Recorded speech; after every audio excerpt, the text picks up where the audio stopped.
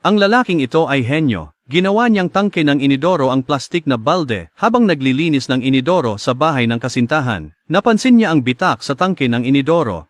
Kinuha ng lalaki ang martilyo at binasag ito. Inisip niya na baka ang pagpatay sa balbula ay makakapigil sa tagas. Di niya alam paano ipapaliwanag sa kasintahan, pero may nakita siyang balde sa tabi ng inidoro. Kaya't naisip niyang palitan ang tangke ng inidoro. Una, ginamit niya ang angle grinder para putulin ang spout ng balde at ihiwalay ito sa katawan ng balde.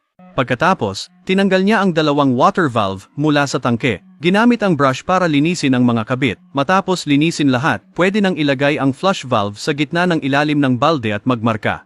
Pagkatapos, ayon sa laki ng marka, gumamit ng hole cutter na may parehong sukat para butasan ang marka at ikabit ang flush valve sa ilalim ng balde.